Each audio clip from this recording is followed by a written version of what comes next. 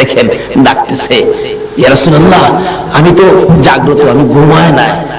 এই নবীর প্রেমে রাত্রগুলো জাগ্রত থাকি, কি পাইছে দেখেন না। আল্লাহ যে বলছে, বন্ধু গো তোমার প্রেমে যারা চোখে ঘুম দেয় নাই, আমি তাদের জন্য এই চোখের জন্য জাহান্নামের আগুন হারাম করে দিলাম। একদিন মা আয়েশা সিদ্দিকা রাদিয়াল্লাহু তাআলা বলেছিলেন, আকাশের মধ্যে চন্দ্রবর্তী পূর্ণিমার চাঁদ, সমস্ত আকাশ তারকা দিয়ে সাজানো। নবীজিকে নিয়ে মা আয়েশা মরুভূমির মধ্যে খালি জায়গায়, মানুষ নাই তো নিরিবিলি জায়গায় দুইজনে হাঁটতেছেন। এটাও সুন্নত, মাঝে মাঝে বিবিকে নিয়ে নিরিবিলি জায়গায় রাত্রে, চন্দ্রবর্তী রাত্রে তো মাঝে মাঝে হাঁটবেন। এখন তো আমাদের দেশের লোকেরা বিবি নিয়ে এরকম রাত্রে হাঁটতে রাজি না, যাইবোগা বিবিরে নিয়ে মার্কেট করতে। যান, কত যাইবেন, একদিন বুঝাইব। আয়েশা সিদ্দিকা বলতেছেন, ইয়া রাসূলুল্লাহ আকাশে এত তারা, হুজুর কথা বলতেছেন, অনেক কথা বলছেন। আরেকদিন বলেন, ইয়া রাসূলুল্লাহ লন তো আমরা দুজনে দৌড়াদৌড়ি খেলি। রাসূল বলেন, চলো বিবিকে নিয়ে দৌড়াদৌড়িও খেলবেন, কিন্তু মানুষের সামনে না, কিন্তু আপনারা। রাসূল টার্গেট দিয়ে খেজুর গাছটা আগে কে দৌড়ায় যেতে পারে। এদিন তুলনামূলক ভাবে নবীজি একটু ক্লান্ত ছিলেন, দৌড়াইয়া নবীজির আগে মা আয়েশা গিয়া পৌঁছে গেছে। যাইয়া কই, হুজুর আমি কিন্তু ফার্স্ট, আমি আগে আইসা পড়ছি। রাসূল তো মাইনা নিলাম তোমার ফার্স্ট। রাসূলকে তুমি ফার্স্ট হয়ে বসে থাকবা আর আমি পিছে থাকবো। আরেকদিন যেদিন নবীজি সুস্থ ছিলেন, এদিন কই, আয়েশা আজকে রাত্রে হবে খেলা। আচ্ছা হুজুর। আয়েশা তো ভাবছে এই দিন যখন আমি ফার্স্ট হইছি, আজকে তো আমিও হই। এদিন দৌড় দিবার আগেই রাসূল গেছে, আয়েশা এই দিনের পয়েন্ট আজকে আমি পাইলাম। এরকম করতেন বিবিকে নিয়ে, এটাও সুন্নত। এরকম একটা আমল যদি এই নবীর উম্মতের থাকে, 100 গলা কাটা শহীদের সওয়াব দিয়ে হাশরের ময়দানে আপনাকে দাঁড় করানো হবে। আর সব বরকতের বাজেট তো হলো এই নবীর জন্য, আর পাবে নবীর উম্মতে। কিভাবে নেবেন এই জন্য আলোচনা সামনে আসতেছে। আসুন, আমি এখন আলোচনায় যাই নাই, বাহিরে আছি। এবার ডাকতেছে, ইয়া রাসূলুল্লাহ আচ্ছা আকাশে এত তারা, তারা কতগুলি হবে? রাসূল বলেন, কেন হুজুর, কেন যে আমার ইচ্ছা হলো আকাশের তারা বরাবর কোন নেকি কি মানুষের আছে কিনা। আচ্ছা আকাশের তারা গণছে পৃথিবীতে এমন কোন বিজ্ঞানী আছে? কন্যা বলে ইতিহাসে পাইছি আকাশে তারা এমন হইছে।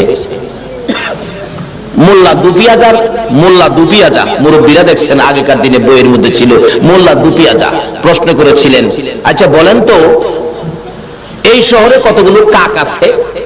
আচ্ছা কতগুলো কাক চিটাং শহর আছে কেউ গণছে? এর পণ্ডিত আছেন তো, হ্যাঁ তো পটচট করে বইলা ফেলাইছে, ৯৯৯৯টা কাক আছে চট্টগ্রাম শহরে। আর যদি কম হয় তাহলে ভাববেন এখান থেকে বেড়াইতে গেছে, আর যদি বেশি হয় তাহলে মনে করবেন অন্য খান থেকে বেড়াইতে। মানে এই ফেস বাংবার ক্ষমতা আছে? কাক গণার ওই তো ব্যবস্থা নাই। এক বেসরা জিগাইছিন কোন তো দুনিয়ার মাইস কোহানে? এই লোক মাটির মধ্যে মোড়া দিয়া কয় দুনিয়ার মাইস এখানে, বিশ্বাস না হয় মাইপ পাই গিয়া। আচ্ছা হ্যার জীবনে মাইপা আয়া এখন পস্তারব? এমন এক প্রশ্ন করে বইছে মা আয়েশা, হুজুর আকাশের তারা কত, এই পরিমাণ কোন নেকি কি মানুষের আছে? তাহলে বোঝা গেল যারে প্রশ্ন করছে তার কিছু আইডিয়া, সম্পূর্ণ খবর দেওয়ার ক্ষমতা আমার নবীর আছে। নবী সঙ্গে সঙ্গে বললেন, আয়েশা আছে তো এরকম নেকি আছে। কার হুজুর? এই নেকি আছে হযরত উমরের। মা আয়েশা কই, উমরের এত নেকি? হাই হাই, আমার আব্বার যদি এত নেকি হইতো না জানি কত ভালো হইতো। একটু গুনগুন করতেছে। রাসূল বলেন, আয়েশা গুনগুনি করে গেল, হুজুর গুনগুনি করি, উমরের এত নেকি, আমার বাবা আবু বকরের নেকি জানি কত। এটা আমার জানার ইচ্ছা ছিল, উমরের এত নেকি। রাসূল বলেন, শোনো উমরের নেকির হিসাব আকাশের তারা বরাবর, তোমার বাবার নেকির হিসাব নেও। হুজুর কেমন হইব? উমরের থেকে বেশি হইব না কম হইব? শোনো না, তোমার বাবা আবু বকরের নেকি, উমরের নেকি আকাশের তারা বরাবর।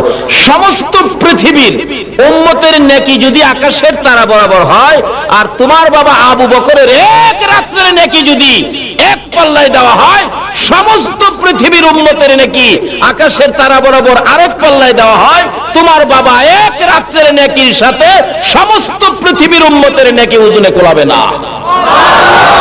আচ্ছা বলুন তো এই নেকিটা পাইছেন কি নামাজ পড়া, রোজা রাখিয়া, হজ কইরা যাকাত দিয়া একটাও না, এই নেকির বাজেটটা পেয়েছিলেন আবু বকর নবীর প্রেমে রাত্র উজাগর থাইকা। জোরে জোরে কোন সুবহান। এই বাজেটের মধ্যে এখন আপনারা, ইয়া রাসূলুল্লাহ আমি সজাগ, একদিনও ঘুমাই নাই। আমার নবী বলেন, আবু বকর রে, ডাক দেওয়ার সঙ্গে সঙ্গে জবাব দিলে তুমি কি ঘুমাও নাই? আবু বকর চোখের পানি ছেড়ে দিয়ে বললেন, ইয়া রাসূলুল্লাহ আল্লাহর কসম করে বলি, যেদিন বলেছিলেন হিজরত করবেন সঙ্গী হব আমি, ওদিন থেকে আমি আবু বকর একটা রাত্র বিছানায় পিঠ লাগাই না, ঘুমাবো দূরের কথা। আপনার নবী ডাক দিবেন, দরজার মধ্যে কানটা লাগাইয়া এশরের নামাজ পড়ে ফজরের আজানের আগ পর্যন্ত দাঁড়াইয়া থাকি। জলদি করে বাহির হও, জলদি করে বাহির হও। পিছনে আবু জাহেলের শব্দ শোনা যায়। কিতাব বলেন আবু বকর দরজা খুলে বাহিরে হলো না, পিছন দিয়ে জানালাটা খুলে বাহির হইয়া সামনে হাজির। আয়েশা দেখে আমার নবীর চোখ থেকে জর্জর করে পানি পড়তেছে। আবু বকর ডাক মারলেন, ইয়া রাসূলুল্লাহ চোখে পানি কেন গো? আপনাকে কি কেউ কষ্ট দিয়েছে, কেউ আঘাত করেছে? আমার নবী বলেন, আবু বকর রে, কেউ আঘাত করে নাই, আমার চোখে পানি হলো আমার মায়ের দেশ বাবার দেশ সাইরা যাইতে আমার কষ্ট লাগে রে। কিন্তু পিছনে যে শত্রু আই পড়তেছে, আবু বকর তাড়াতাড়ি চলো, তাড়াতাড়ি চলো। কিতাবে আসছে আমার নবী আবু বকরকে নিয়ে বাহির হইয়া একটু দূরে যাওয়ার পরে, রাত্রের বেলা তো অন্ধকার রাত্র, এমনি সময় আবু জাহেল তার লোকদেরকে নিয়ে নবীজির পায়ের দাগ দেখে দেখে, বালু মাটি তো হাইটা যে আসছে, পায়ের দাগ আছে, দাগ দেখে দেখে আবু বকরের ঘরের দরজা পর্যন্ত আইসা ডাকতেছে দরজায়, আবু বকর, এই আবু বকর, আবু বকর ঘরে আছে নাই তো? আবু বকরের ছোট্ট মেয়েটা, যার নাম কিতাবে আসছে আসমা, আসমা বলতেছেন, কে? দরজা খোলো। কেন? তোমার বাবারে খুঁজতেছি। আব্বু তো ঘরে নাই। তখন আবু জাহেল কয়, বুঝছি, দরজাটা খুল। বাচ্চা মেয়েটা দরজা খুলছে, বাচ্চা মানুষ কি বুঝে কিছু? দরজাটা খুলছে, খোলার পরে নিষ্ঠুর পাষাণ আবু জাহেল, ছোট্ট বাচ্চা মেয়ে আসমাকে ডেকে ডেকে ঘর থেকে বাহির করলো। বাহিরে নিয়ে বলতেছেন, বল তোর বাবা কই? বলতে পারি না। তোর বাড়িতে কি মোহাম্মদ আসছিল? বলতে পারি না, ঘুমিয়েছিলাম, দেখি নাই। নিষ্ঠুর পাষাণ আবু জাহেল এত ছোট্ট বাচ্চাটার গালের মধ্যে এত জোরে থাপ্পড় মারলো গো। কিতাব বলেন আবু জাহেলের থাপ্পড়ে ওই বাচ্চা মেয়ে আসমার কানের পর্দা ফাইটা রক্ত বাহির হইতেছে। আরেকটা থাপ্পড় মারলে মাথা চক্কর খাইয়া বাবা গো কইয়া জমিনে পড়ে গেছে। আবু বকর বলেন, ইয়া রাসূলুল্লাহ আবু জাহেল বুঝি আমার বাড়ির সামনে এসেছে, আমার আদরের মেয়ে ছোট্ট মেয়েটাকে বুঝি আঘাত করেছে গো রাসূল। আমার মেয়েটার কান্নার আওয়াজ শোনা যায়, বাবা গো কইয়া কাঁদে। বুঝিছি আমার মেয়েটাকে বুঝি আবু জাহেল মারতেছে।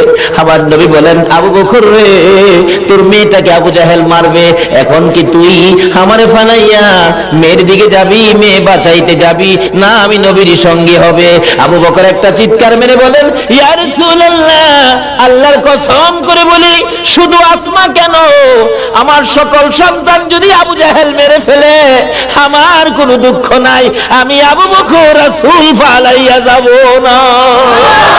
বলতেছিলাম, যেই নবীর প্রেমে পাগল হইয়া জীবন দিলে কত পুরস্কার, যেই নবীর পক্ষে সময় দিলে কত পুরস্কার, যেই নবীর পক্ষে জাগ্রত থাকলে জাহান্নামের আগুন হারাম হইয়া যায়। হযরত আবু বকর বললেন, ইয়া রাসূলুল্লাহ সমস্ত সন্তানাদি যদি আবু জাহেল মেরে ফেলে আমার কোনো দুঃখ নাই, আমি রাসূলের পক্ষ ছাড়ব না।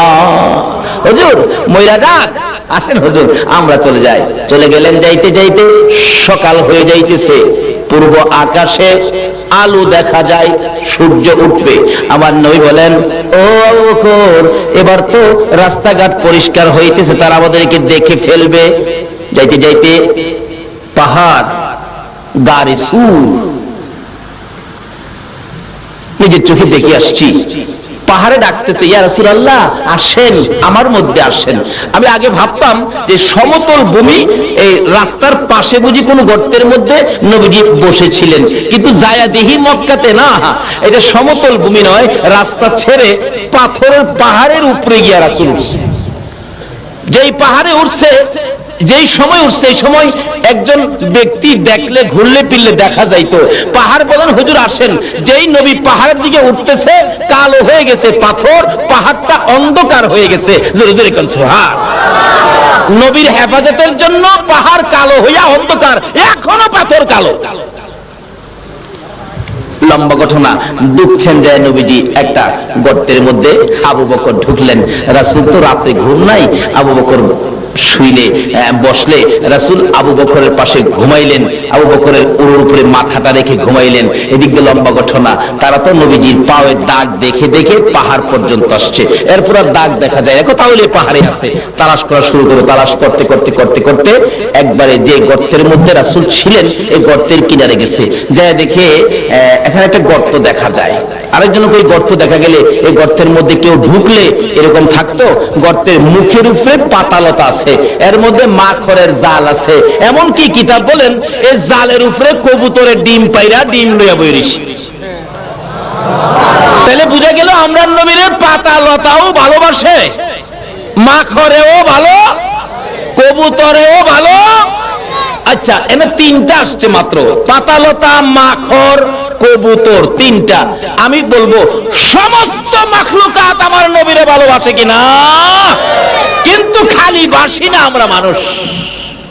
কত জাতের ফতুয়া দেখবেন সব নবীর উপরে দিয়ে রাখছে, এটা বেদাত, এইটা বেদাত, এইটা শিরিক, এইটা করুন যাইতো না, এইটা করলে হের বাপের মাথা ভাইতে যাইব